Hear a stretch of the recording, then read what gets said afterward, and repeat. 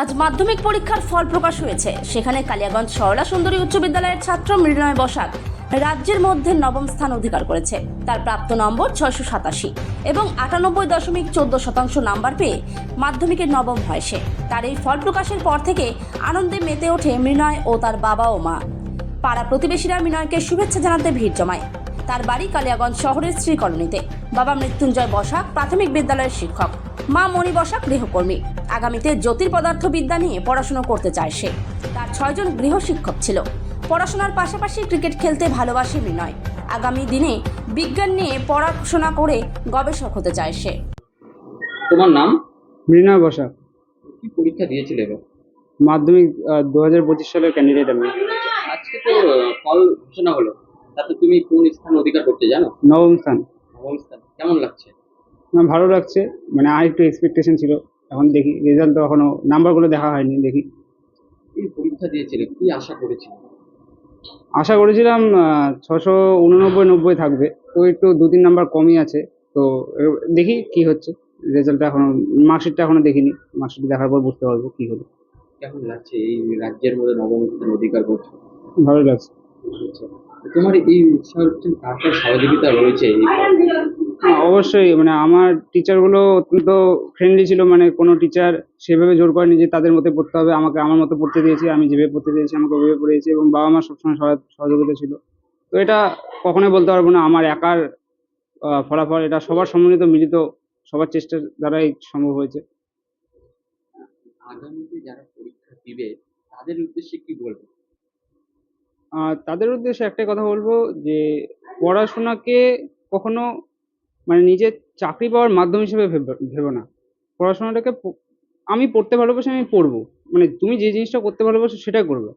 কখনো কারো চাপে পড়ে কোনো জিনিস করতে যাবে না, তাহলে কখনো সেই জিনিসটা ভালো হবে না, উল্টো তোমার উপরে প্রেশার পড়বে। তো সবসময় পড়াটাকে পড়বে এবং ভালোবেসে পড়বে, তো সেটাই সব থেকে বেশি গুরুত্বপূর্ণ কথা।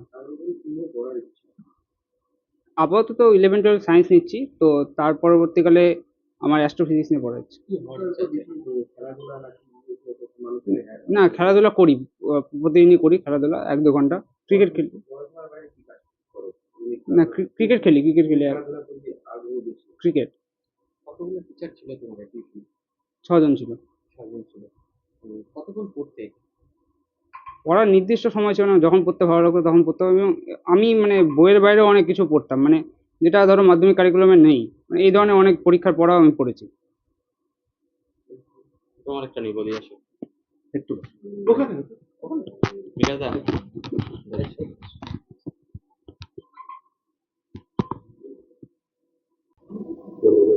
আপনার নাম? মণি বসাক। আপনার ছেলের নাম কি? মৃণাল বসাক। আজকে মাধ্যমিক ফল প্রকাশে দেখা গেছে যে আপনার ছেলে রাজ্যের মধ্যে নবম স্থান অধিকার করছে, কেমন লাগছে? খুবই আনন্দ হচ্ছে। উম, আহ, ওর উপর যতটা আশা ছিল, জানতাম আমরা, মানে ওর উপর আমার বিশ্বাস আছে যে ও মানে রাজ্যে আসতে পারে। সেই হিসাবে আনন্দই হচ্ছে। কিভাবে গাইড করতেন ছেলেকে? ছেলেকে আমরা সেভাবে হলো কড়াভাবে কোনোদিনও শাসন করিনি। ও নিজের ইচ্ছায় ইচ্ছাতেই বেলা থেকেই ও পড়তে খুব ভালোবাসে। তো ও নিজেই মানে পড়াশোনা করতো। আমরা সেভাবে বাধা ধরে বলতাম না যে এখন পড়তে বসো বা কিছু। ও নিজে যখন মানে মন চাইতো তখনই ও পড়তে বসতো। কে বেশি সময় দিত, আপনি না আপনার? ওর বাবাই। আচ্ছা, কিভাবে জানতে পারলেন যে আপনার ছেলে নবম হতে রাজ্যের মধ্যে? আমরা টিভিতেই জানতে পারলাম প্রথম। তখন অনুভূতিটা কেমন হয়? তখন তো খুবই আনন্দ হচ্ছিল। তখন মানে ভাষায় প্রকাশ করা যাচ্ছে না আনন্দটা, এতই আনন্দ হচ্ছিল। আমি হাউস ওয়াইফ আর ওর বাবা প্রাইমারি টিচার। চিন্তা ভাবনা ও যেটা মানে ওর মন থেকে যেটা করতে চায়, যেটা ও মানে পরবর্তীকালে হতে চায়, আমরা তাতেই মত দিব।